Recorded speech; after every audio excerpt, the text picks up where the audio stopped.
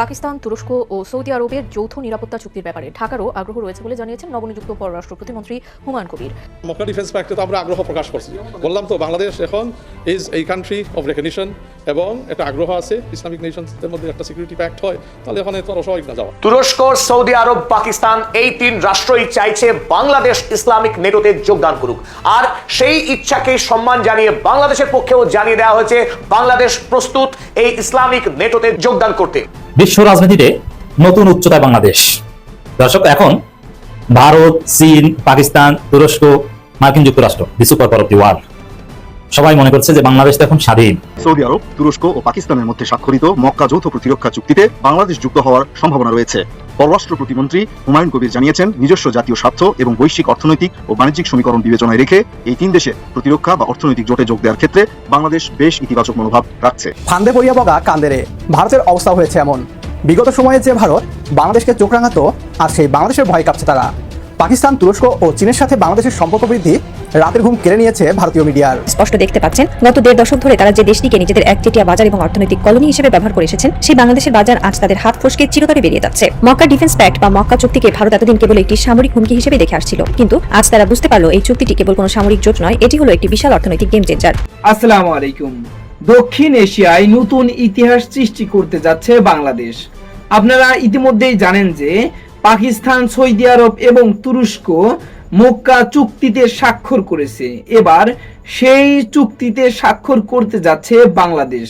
আর এই সংবাদটি সোশ্যাল মিডিয়াতে আসার পর থেকেই ভারতীয় মিডিয়া এবং ভারতীয় নীতি নির্ধারকদের রাতের ঘুম হারাম হয়ে গিয়েছে। ভিডিওর শুরুতেই আপনারা এই সংক্রান্তই বেশ কিছু ভিডিওর অংশ বিশেষ ইতিমধ্যেই দেখেছেন। মূলত আজকের এই ভিডিওটিতে সেই সকল ভিডিওর বিস্তারিত আলোচনা দেখতে পারবেন। ভিডিওর শুরুতেই যে সকল ভিডিও দেখেছেন তা থেকে হয়তো ইতিমধ্যেই আন্দাজ করতে পেরেছেন আজকের এই ভিডিওটি কতটুকু গুরুত্বপূর্ণ হতে চলেছে। অতএব চলুন কথা না বাড়িয়ে একটি লাইক দিয়ে সম্পূর্ণ ভিডিওটি দেখে আসি।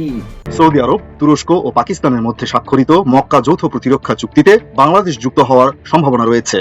পররাষ্ট্র প্রতিমন্ত্রী হুমায়ুন কবির জানিয়েছেন, নিজস্ব জাতীয় স্বার্থ এবং বৈশ্বিক অর্থনৈতিক ও বাণিজ্যিক সমীকরণ বিবেচনায় রেখে এই তিন দেশে প্রতিরক্ষা বা অর্থনৈতিক জোটে যোগ দেওয়ার ক্ষেত্রে বাংলাদেশ বেশ ইতিবাচক মনোভাব রাখছে। আর এই ত্রিপক্ষীয় জোটে বাংলাদেশের যোগদানের সম্ভাবনায় ভারতের উদ্বিগ্নতা ও অস্বস্তি স্পষ্ট। একই সঙ্গে ঢাকার সাথে কূটনৈতিক সম্পর্ক জোরদার করতে আগ্রহী দিল্লি। প্রধানমন্ত্রী তারেক রহমানের ভারত সফরকে ঘিরে তাদের প্রস্তুতি চূড়ান্ত হলেও বাংলাদেশ এখনও সে বিষয়ে ইতিবাচক সাড়া দেয়নি। বাংলাদেশের সম্ভাব্য অন্তর্ভুক্তিকে মক্কা চুক্তির মাধ্যমে প্রস্তাবিত জোটের ভৌগোলিক পরিধির একটি গুরুত্বপূর্ণ সম্প্রসারণ হিসেবে দেখা হচ্ছে। পর্যবেক্ষকদের মতে এমন কোনো অংশগ্রহণ বাস্তবায়িত হলে তা বাংলাদেশের পররাষ্ট্র নীতিতে একটি গুরুত্বপূর্ণ পরিবর্তনের ইঙ্গিত দিতে পারে। সরকারি বার্তা সংস্থা বাসসকে পররাষ্ট্র প্রতিমন্ত্রী হুমায়ুন কবির জানান, বাংলাদেশ ফার্স্ট নীতির আলোকে সরকার একটি ভারসাম্যপূর্ণ পররাষ্ট্র নীতি নিয়ে এগোচ্ছে, যেখানে দেশীয় স্বার্থই সবার উপরে। তিনি আরো বলেন, কূটনৈতিক যোগাযোগের স্বাভাবিক অংশ হিসেবে বাংলাদেশ পাকিস্তানের সাথে দ্বিপক্ষীয় সম্পর্ক জোরদার করছে, যার মূল নজর বাণিজ্য এবং সাধারণ মানুষের যোগাযোগের ওপর। এদিকে চলতি মাসে সৌদি আরব, পাকিস্তান ও তুরস্কের সমন্বয়ে গঠিত প্রতিরক্ষা জোটে বাংলাদেশের সম্ভাব্য যোগদানের গুঞ্জন নিয়ে নিজেদের অবস্থান পরিষ্কার করেছে ভারত। শুক্রবার নয়াদিল্লিতে ভারতের পররাষ্ট্র মন্ত্রণালয়ের নিয়মিত সাপ্তাহিক ব্রিফিংয়ে এক সাংবাদিক জানতে চান, সৌদি আরব, পাকিস্তান ও তুরস্কের সামরিক জোট এবং এতে বাংলাদেশের যুক্ত হওয়ার গুঞ্জনটি ভারতের জাতীয় নিরাপত্তা ও আঞ্চলিক স্থিতিশীলতার উপর কি প্রভাব ফেলবে। জবাবে ভারতের পররাষ্ট্র মন্ত্রণালয়ের মুখপাত্র রণধীর জয়সওয়াল বলেছেন, পশ্চিম এশিয়ার পরিস্থিতি নিবিড়ভাবে পর্যবেক্ষণ করছে নয়াদিল্লি। এই মুহূর্তে এ বিষয়ে আর কিছু বলার নেই। তিনি স্পষ্ট করেন যে ভারত তার জাতীয় স্বার্থ রক্ষায় প্রতিশ্রুতিবদ্ধ এবং যে কোনো পরিস্থিতি মোকাবেলায় প্রয়োজনীয় পদক্ষেপ নেবে। এর আগে ব্রিফিংয়ে এক সাংবাদিক বাংলাদেশের প্রধানমন্ত্রী তারেক রহমানের সম্ভাব্য ভারত সফর ও ব্রিক্স সম্মেলনে তার অংশগ্রহণের বিষয়ে জানতে চাইলে জয়সওয়াল জানান, বাংলাদেশের প্রধানমন্ত্রী বিষয়ে যে প্রশ্নটি করা হয়েছে সে বিষয়ে আমার আপাতত কিছু বলার নেই। আমার কাছে কোনো আপডেট থাকলে তা আপনাদের জানিয়ে দেওয়া হবে। মক্কা চুক্তিতে যুক্ত হলে মধ্যপ্রাচ্যের প্রভাবশালী দেশগুলোর সঙ্গে বাংলাদেশের সামরিক সহযোগিতা, নিরাপত্তা সমন্বয় এবং গোয়েন্দা তথ্য বিনিময়ের সুযোগ আরও বাড়তে পারে বলে ধারণা করা হচ্ছে। বাংলাদেশ সরকারের পক্ষ থেকে এখনো এই জোটে যোগদানের কোনো আনুষ্ঠানিক বা চূড়ান্ত ঘোষণা দেওয়া হয়নি। তবে পররাষ্ট্র প্রতিমন্ত্রী হুমায়ুন কবির ইঙ্গিত দিয়েছেন, বদলে যাওয়া আন্তর্জাতিক প্রেক্ষাপটে বাংলাদেশ যে কোনো জোটে যোগ দেওয়ার ক্ষেত্রে নিজস্ব অর্থনৈতিক ও জাতীয় স্বার্থকে প্রাধান্য দিয়ে স্বাধীন সিদ্ধান্ত নেবে। আর এখানে ভারতের মূল অস্থিরতা ও অস্বস্তির জায়গা। তাই যে কোনো মূল্যে তারা প্রধানমন্ত্রী তারেক রহমানের দিল্লি সফরকে বাস্তবে রূপ দিতে আগ্রহী। ভারতের নিরাপত্তা বিশ্লেষকদের বড় উদ্বেগের জায়গা হলো পাকিস্তান। এখন বাংলাদেশ যদি পাকিস্তানের সামরিক অংশীদারিত্বের জোটে যোগ দেয় তবে তা দিল্লির জন্য বড় অস্বস্তির কারণ হবে। বিশ্লেষকদের একাংশ মনে করছেন দক্ষিণ এশিয়ায় ভারতের প্রতিবেশী রাষ্ট্রগুলোর উপর দিল্লির যে একচেটিয়া আঞ্চলিক প্রভাব ছিল তা ধীরে ধীরে শিথিল হচ্ছে। তুরস্কের কাছ থেকে বাংলাদেশের অস্ত্র কেনা বৃদ্ধি এবং পাকিস্তানের সঙ্গে কাজ করার বিষয়গুলোকে তারা সতর্ক সংকেত হিসেবে দেখছেন। মক্কা চুক্তিতে যুক্ত হলে মধ্যপ্রাচ্যের প্রভাবশালী দেশগুলোর সঙ্গে বাংলাদেশের সামরিক সহযোগিতা, নিরাপত্তা সমন্বয় এবং গোয়েন্দা তথ্য বিনিময়ের সুযোগ আরো বাড়তে পারে বলে ধারণা করা হচ্ছে। এছাড়া ভবিষ্যতে এটি অর্থনৈতিক ও কৌশলগত ক্ষেত্রেও নতুন সম্ভাবনার দ্বার খুলতে পারে বলে পর্যবেক্ষকদের ধারণা। এর আগে গত 10 আগস্ট তুরস্কের সংবাদ মাধ্যম Yeni Safak what if Bangladesh joins the trilateral pact শিরোনামে একটি বিশ্লেষণ প্রকাশ করে। সেখানে বাংলাদেশের সম্ভাব্য যোগদান ও তার পরবর্তী পরিস্থিতি বিশ্লেষণ করা হয়। তাদের বিশ্লেষণে বলা হয় বাংলাদেশ এই প্রতিরক্ষা কাঠামোয় যুক্ত হলে তা দেশটির পররাষ্ট্র নীতিতে আরো বৈচিত্র্য আনতে পারে। ভারতের জয়শঙ্কর আজকে একটা স্টেটমেন্ট দিয়েছেন। তিনি বলছেন বাংলাদেশের মক্কা চুক্তিতে প্রবেশ নিয়ে ভারত চিন্তিত, পর্যবেক্ষণ করছে, উদ্বিগ্ন। পুরো বিষয়টি ভারত তার নজরে রাখছে। কি আসলে তিনি কি ইঙ্গিত করলেন এই বিষয়টি? পাশাপাশি বিভিন্ন বিশ্লেষকরা বলছেন আগামী এক যুগের মধ্যে হতে পারে 5 থেকে 10 বছরের মধ্যে বাংলাদেশে ভারতের বড় আগ্রাসন বা যুদ্ধ শুরু হতে পারে। কিসের ভিত্তিতে তথ্যটি দিলাম আপনাদেরকে, সে বিষয়টি আপনাদের কিছু তথ্য দিতে চাই। অন্যদিকে বাংলাদেশ, তুরস্ক, পাকিস্তান, সৌদি আরব 4 দেশের মধ্যে সামরিক চুক্তি হতে যাচ্ছে, অর্থাৎ বাংলাদেশ 3 দেশের এই ব্লকে প্রবেশ করতে পারে এইরকম আশার কথা শোনা যাচ্ছে। যখন বাংলাদেশের একজন তরুণ পররাষ্ট্র প্রতিমন্ত্রী একটা বৃহৎ দেশকে বলেন যে বাংলাদেশ কারো দাদাগিরি মানবে না, যখন তিনি বলেন যে বাংলাদেশ আগের জায়গায় ফিরে যাবে না, যখন তিনি বলেন যে বাংলাদেশ আর কারো কাছে মাথা নত করবে না, তখন স্বাভাবিকভাবে যে কারো ঘুম হারাম হতে পারে। কারণ 54 বছর ধরে আমরা সেই বাংলাদেশটিকে দেখছিলাম যারা এই দেশে জন্ম নিল ওই দেশের পারপাস সার্ভ করেছে। কিন্তু নতুন এক পররাষ্ট্র প্রতিমন্ত্রী বাংলাদেশকে একটা স্বপ্নের দিকে টেনে নিচ্ছেন এমনটি ধারণা করা যাচ্ছে। শুধু তাই নয়, ইতিমধ্যে ভারতীয় গণমাধ্যমগুলো তাকে নিয়ে নানান রকম মুখরোচক খবর বা তাকে যে কোনোভাবে সরিয়ে দেয় নানান রকম ফন্দি ফিকির করছে। আর সেই ব্যক্তির নাম হুমায়ুন কবির। বাংলাদেশ কি মক্কা চুক্তিতে প্রবেশ করবে? আবার মক্কা চুক্তিতে বাংলাদেশ প্রবেশ করলে বাংলাদেশ লাভ ক্ষতিটা কি হতে পারে? আদৌ কি ভারত বাংলাদেশকে এই ব্লকে যেতে দেবে? আবার যদি ইসরায়েল তুরস্ক যুদ্ধ শুরু হয়ে যায়, ভারত, বাংলাদেশ বা আদার্স দেশগুলো কোন পক্ষে কে দাঁড়াবে, কে কোন জায়গায় অ্যাটাক করে বসতে পারে? একটা পুরো মাত্রায় বিশ্বযুদ্ধের মতো একটা যুদ্ধ শুরুর অনেকগুলো ইঙ্গিত পাওয়া যাচ্ছে। সেই বিষয়গুলো একটা একটা করে আপনাদের বলার চেষ্টা করব। আমাদের রণধীর জয়সওয়াল, আপনারা জানেন, যিনি ভারতের পররাষ্ট্র মন্ত্রণালয়ের মুখপাত্র। তো এই রণধীর জয়সওয়াল বলছেন যে তারা মক্কা চুক্তিতে বাংলাদেশের আগ্রহ নজরদারিতে রাখছে। মানে বাংলাদেশ যে মক্কা চুক্তিতে প্রবেশ করতে চায় এটাকে তারা নজরদারিতে রাখছে।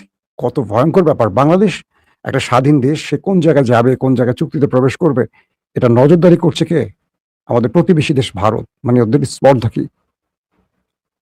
করি তো জয়সওয়ালের বক্তব্যটি আমরা বুঝলাম তারা বাংলাদেশের ব্যাপারে নজরদারি চালাচ্ছে যাতে বাংলাদেশ মক্কা চুক্তিতে প্রবেশ না করে, বা বাংলাদেশের উদ্দেশ্য এই বিষয়গুলো নিয়ে। আমাদের প্রশ্ন হতে পারে না, গত 54-55 বছর ভারত আমাদের বন্ধু দাবি করেও কি দিয়েছে? যারা ভারতের বন্ধু আছে তারা প্রশ্নটা একবার নিজেকে করেন তো।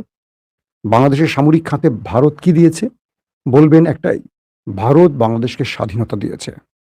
এর উত্তর তো দিয়ে দিয়েছে রাজীব গান্ধীর কন্যা সোনিয়া গান্ধীর মেয়ে প্রিয়াঙ্কা গান্ধী, যে মূলত পাকিস্তানকে দুর্বল করার জন্য, পাকিস্তানকে ভাঙার জন্য ইন্দিরা গান্ধী বাংলাদেশের এই লড়াইটাকে বা এই যুদ্ধটাকে ইস্যু হিসেবে কাজ করেছে। অর্থাৎ ভারত পাকিস্তানকে দুর্বল করার জন্য এই মুক্তিযুদ্ধ নামক যুদ্ধটাকে করিয়েছিল। এটা কিন্তু ভারতের আমার কথা না, এটা ভারতের প্রিয়াঙ্কা গান্ধীর বক্তব্য। সাম্প্রতিক সময় পুরো ভারতে এটা আলোচনা আসছিল। তার মানে এটাকে তারা এখন বলছে আমাদের বন্ধুত্বের প্রমাণ।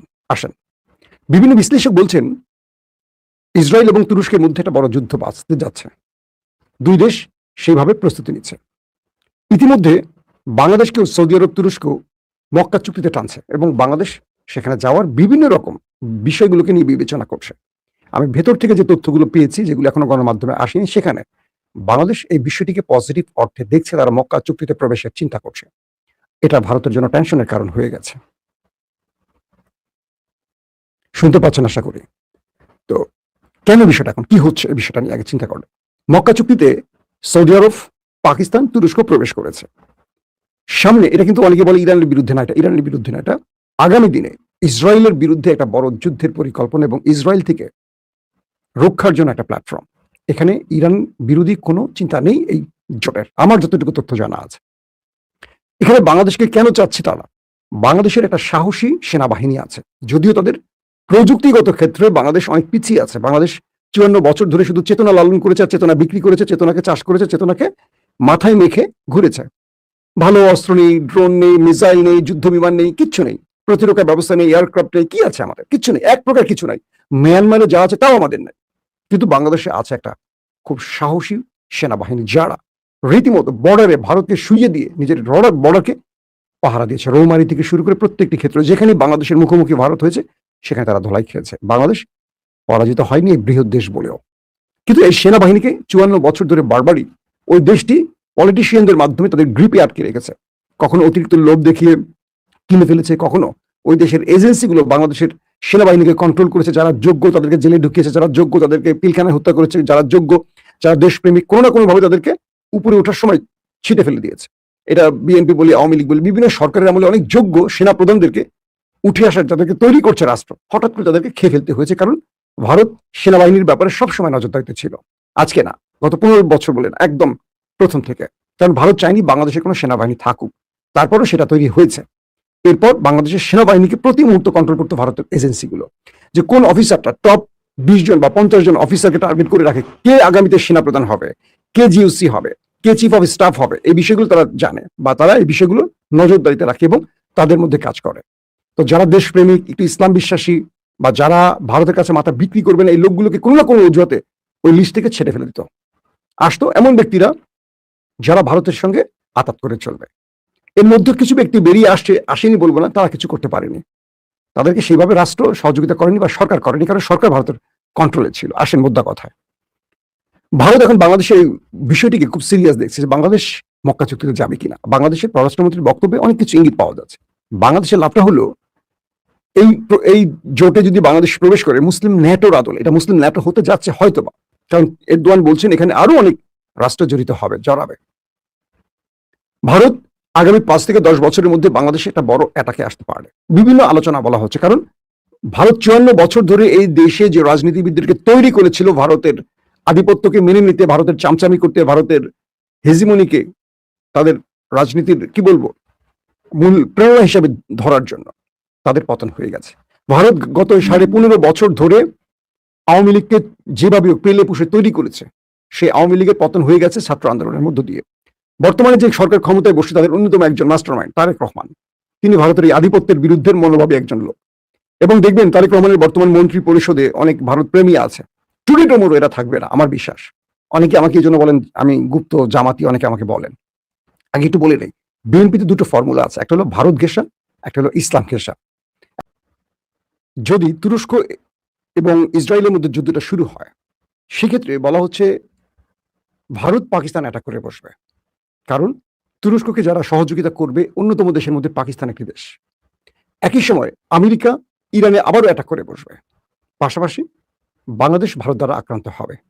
অর্থাৎ ইসরায়েল তুরস্কের সাথে যুদ্ধে জড়িয়ে পড়লে তুরস্ককে যারা সাহায্য করতে পারে, প্রতিবেশী দেশগুলো তাদের সাথে অ্যাটাকে জড়িয়ে যাবে।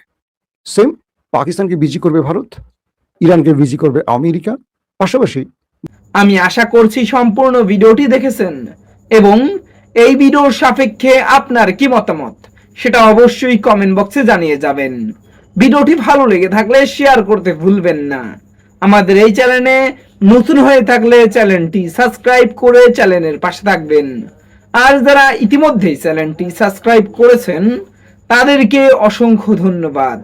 দেখা হবে নতুন কোনো ভিডিও নিয়ে, ততক্ষণ সবাই সুস্থ থাকবেন। আল্লাহ হাফেজ।